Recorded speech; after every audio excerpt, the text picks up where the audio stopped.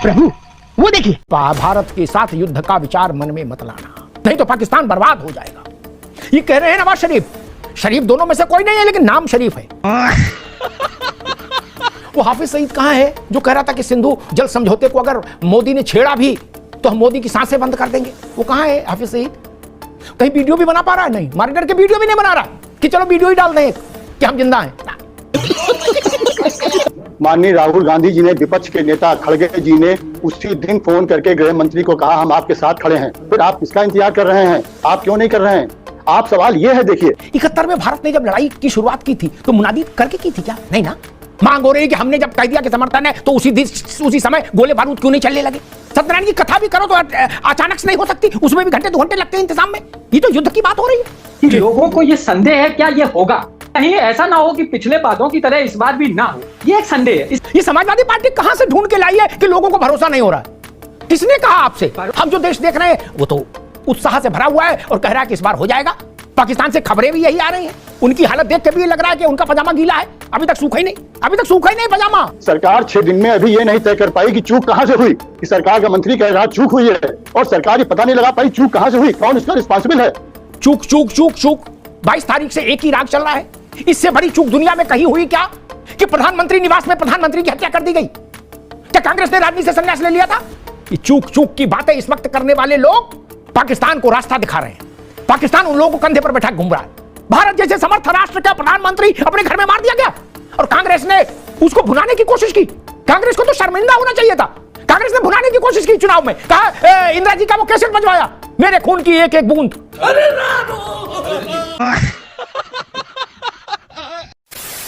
Hello नमस्कार, जय हिंद, वंदे मातरम और मेरे सभी भाई बहनों को जय श्री राम दोस्तों। एंड आप देख रहे हैं कृष्णा डिबेट तड़का। और आज की डिबेट होने वाली है कांग्रेस पार्टी के प्रवक्ता विवेक नारायण एंड वरिष्ठ पत्रकार अमिताभ अग्निहोत्री के बीच। दोस्तों, जम्मू कश्मीर के पहलगाम में हुए टेरर अटैक पर भारत पाकिस्तान युद्ध को लेकर डिबेट है। तो दोस्तों, वीडियो बहुत मजेदार होने वाली है, एंड तक जरूर देखना। एंड हाँ दोस्तों, आपसे एक छोटा सा अनुरोध है, अगर आप चैनल पर पहली बार आए हैं या चैनल को अभी तक सब्सक्राइब नहीं किया है तो चैनल को सब्सक्राइब जरूर से कीजिएगा। तो चलिए दोस्तों, आज की मेन डिबेट स्टार्ट करते हैं। तो करना, परेशान हो गए हम लोग 2.5 साल से। चलो भाई। युद्ध से पहले, युद्ध के भय से पाकिस्तान की सेना मैदान छोड़कर भाग रही है। रण छोड़ हो गई। बात तो सही है। सेना अध्यक्ष का पता नहीं कहा जा रहा है कि मुल्ला मुनीर विदेश शिफ्ट कर गए अपने परिवार के साथ। सूत्र बता रहे हैं कि पीओके में जितने लॉन्चिंग पैड थे आतंकियों के लिए, जितने कैंप चल रहे थे ट्रेनिंग के आतंकियों के, सब खाली करा लिए पाकिस्तानी इस्टेब्लिशमेंट ने, सेना ने। और आतंकियों से कहा है कि बंकर में छुप जाओ, बोलो नहीं, चुपचाप उल्टे लेटे रहो। और शायद इसी सबको समझकर जो पाकिस्तान के मौजूदा प्रधानमंत्री हैं छोटे शरीफ, उनको बड़े शरीफ ने संदेश भेजा है, नवाज शरीफ ने। वो उनसे ज्यादा तजुर्बेकार है कि भारत के साथ युद्ध का विचार मन में मत लाना, नहीं तो पाकिस्तान बर्बाद हो जाएगा, कहीं के नहीं रहेगा। ये कह रहे हैं नवाज शरीफ अपने छोटे भाई से। शरीफ दोनों में से कोई नहीं है, लेकिन नाम शरीफ है। परमाणु अस्त्रों के मामले में पाकिस्तान की समझ कितनी अच्छी है और कितने वो विशेषज्ञ हैं, उस बात से जान लीजिए। जब उसने उस मंत्री, पाकिस्तान के मंत्री ने कहा था कि हमारे पास पाव भर के, आधा पाव के, 1.5 पाव के, 2 पाव वाले बम भी हैं। परमाणु बम ना हो गया, आलू प्याज हो गया। बोले आधा पाव का भी है, पाव भर का भी है, 1.5 पाव का भी, 2 पाव का भी। वो हाफिज सईद कहां है जो कह रहा था कि सिंधु जल समझौते को अगर मोदी ने छेड़ा भी तो हम मोदी की सांसें बंद कर देंगे? वो कहां है हाफिज सईद? कहीं वीडियो भी बना पा रहा है? नहीं, मॉनिटर के वीडियो भी नहीं बना रहा कि चलो वीडियो ही डाल दें कि हम जिंदा हैं। इस समय यूनिटी का माहौल है। सारे लोग इंक्लूडिंग राजनीतिक पार्टियां सरकार के जब साथ हैं तो सरकार का हौसला बुलंद होना चाहिए और सरकार को अपना अंजाम पहुंचाना। जी ठीक है दुबे जी, हौसला बुलंद होना चाहिए, तो बात बिल्कुल ठीक कह रहे दुबे जी।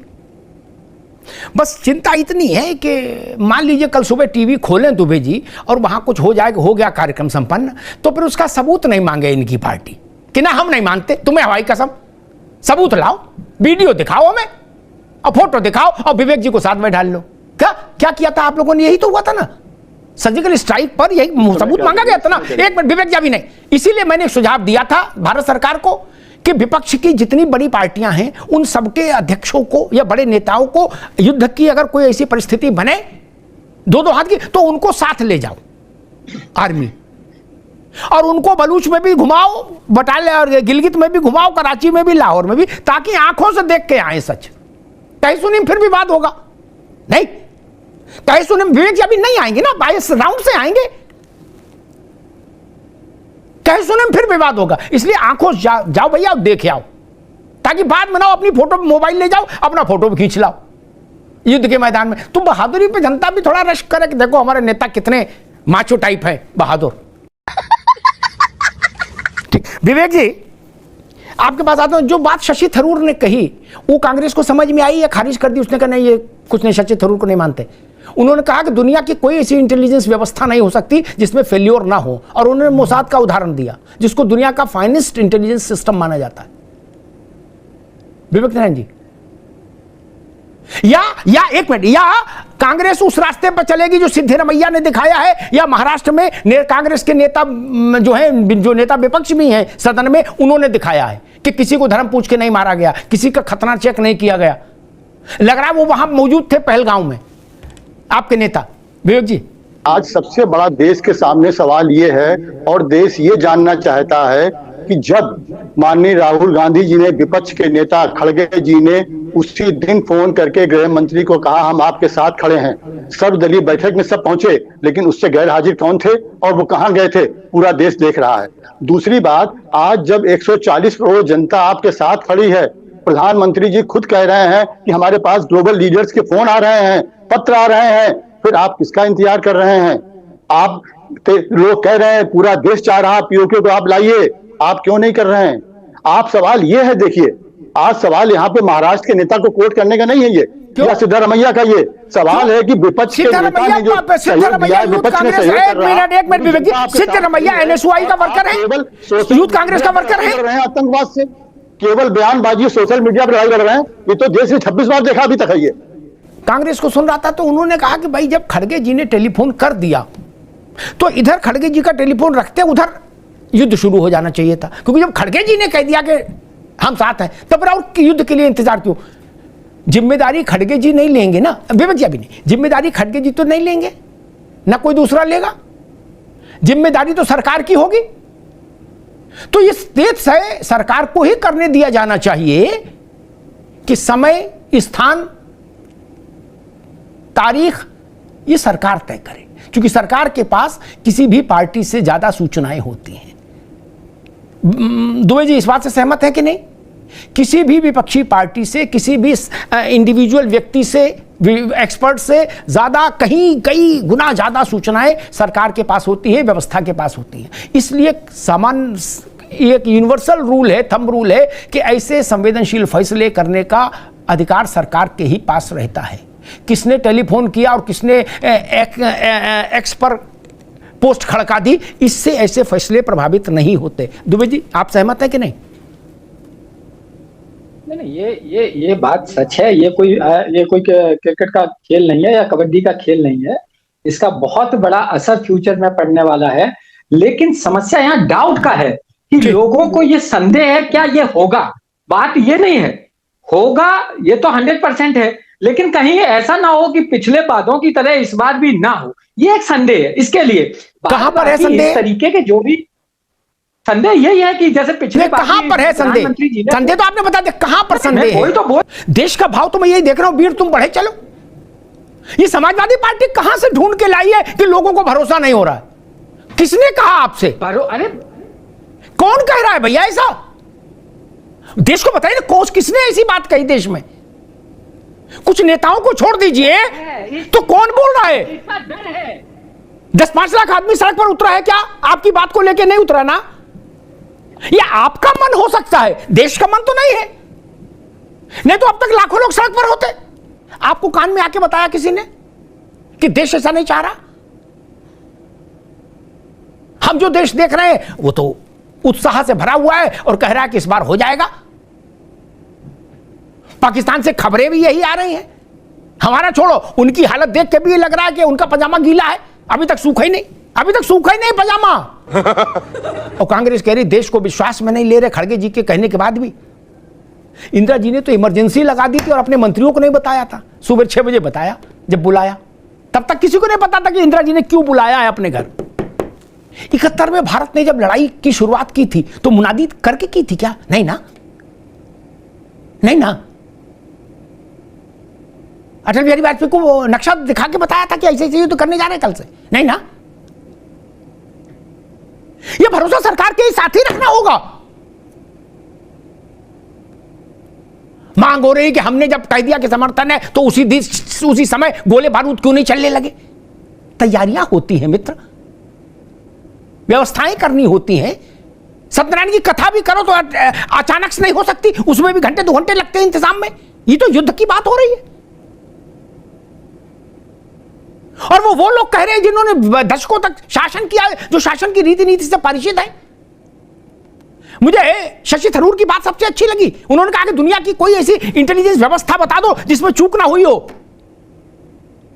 अच्छी बात कही। इंदिरा जी की हत्या का विषय है देश दुनिया के सामने। प्रधानमंत्री निवास में प्रधानमंत्री सुरक्षित नहीं, इससे बड़ी बात कोई हो सकती है क्या? विवेक नारायण जी, आपकी पार्टी इतनी अनुभवी, इतनी पुरानी, लेकिन उसमें भी मुख्यमंत्री स्तर के लोग ऐसी बात बोल जाते हैं कि पाकिस्तान के साथ युद्ध नहीं होना चाहिए। नहीं, अरे शशि थरूर से सीख लेते विवेक जी। बाद में उस पर लीपापोती करनी पड़ती है आप लोगों को।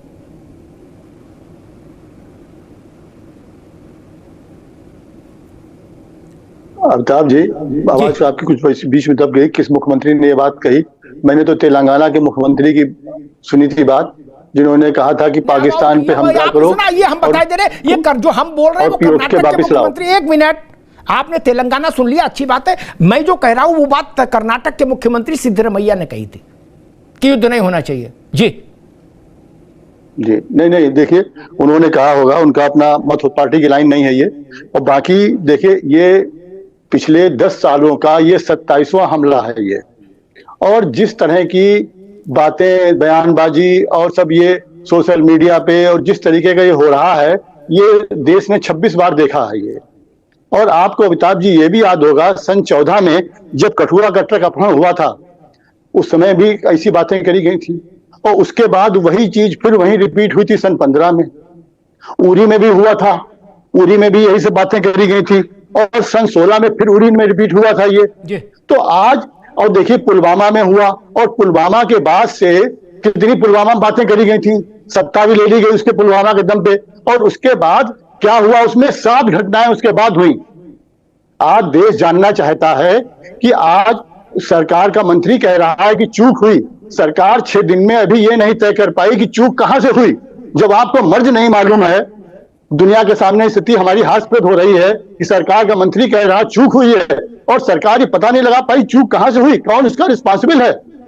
पहले आप ये देखिए, फिर आप बातें करिए। ये बातें तो देश ने आज 10 साल से सुन रहा है। इस तरह की बातें मन की बात में हो रही हैं, तमाम सोशल मीडिया पे ट्रेनें दिखाई जा रही हैं, ये सब तो चीजें देश देख रहा है ये। लेकिन आपने 6 दिन लगा दिए। कर्नल संतपाल जी भी जुड़ गए, डिफेंस एक्सपर्ट। विवेक जी आएंगे, दोबारा आएंगे। कांग्रेस चूक को मुद्दा बना रही है। विवेक जी आप रुक जाइए। चूक पर सवाल उठना चाहिए, लेकिन सवाल का वक्त ये ठीक नहीं है। विवेक जी अभी रुकना होगा, अभी आवाज नहीं जा रही आपकी, अभी रुको। भारत की जितनी भी पार्टियां हैं विपक्षी दल खेमे की, उनमें से कुछ पार्टियां और उनके कुछ नेताओं को पाकिस्तान के भीतर बतौर सबूत पेश किया जा रहा है कि देखो हिंदुस्तान में ये लोग सही है, ये हमारे पक्ष की बात कह रहे हैं। ये शर्मनाक बात नहीं है क्या? इससे ज्यादा शर्मनाक बात कोई हो सकती है कि हिंदुस्तान के पॉलिटिशियंस को पाकिस्तान कंधे पर बिठा घूम रहा है? ये शर्म की बात नहीं है, और हम लोग क्या प्रवचन दे रहे हैं? विवेक जी अभी नहीं, अभी दोबारा में आएंगे तब। चूक चूक चूक चूक 22 तारीख से एक ही राग चल रहा है। इससे बड़ी चूक दुनिया में कहीं हुई क्या कि प्रधानमंत्री निवास में प्रधानमंत्री की हत्या कर दी गई? उससे बड़ी चूक कोई दुनिया में हुई क्या? मैं श्रीमती इंदिरा गांधी की हत्या का जिक्र कर रहा हूं। क्या कांग्रेस ने राजनीति से संन्यास ले लिया था? ले लेना चाहिए था। भाई हमसे इतनी बड़ी चूक हो गई, अब इसके बाद हम किस मुंह से सत्ता में रहें? हम प्रधानमंत्री को नहीं बचा पाए प्रधानमंत्री के निवास में।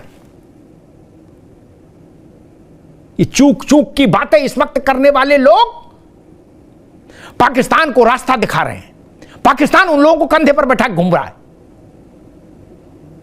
एक बार युद्ध हो जाने दीजिए, उसके बाद घर में बैठकर चूक चूक पर 1 साल का एक सीरीज रख लीजिएगा। ये बड़ी अच्छी बात कही आप। और अगर चूक पर ही अड़ना है मित्र, तो इसका भी जवाब होना चाहिए कि प्रधानमंत्री अपने घर में कैसे मात दी गई? कहां का शासन था? कैसा शासन था? मुंह दिखाने लायक नहीं बचा था भारत कहीं? उससे शर्मनाक कोई घटना घटी क्या दुनिया में? नहीं। उससे शर्मनाक ना पुलवामा है, ना पहलगांव है, ना उरी है।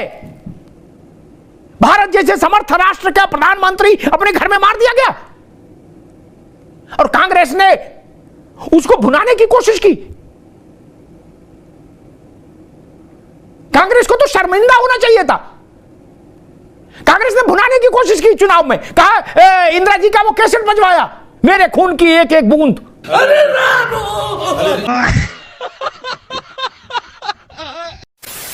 आई होप डिबेट आपको जरूर पसंद आई होगी। और हाँ दोस्तों, वीडियो एंड तक देखने के लिए बहुत बहुत धन्यवाद। इस डिबेट के बारे में आपकी क्या राय है कमेंट करके जरूर से जाइएगा।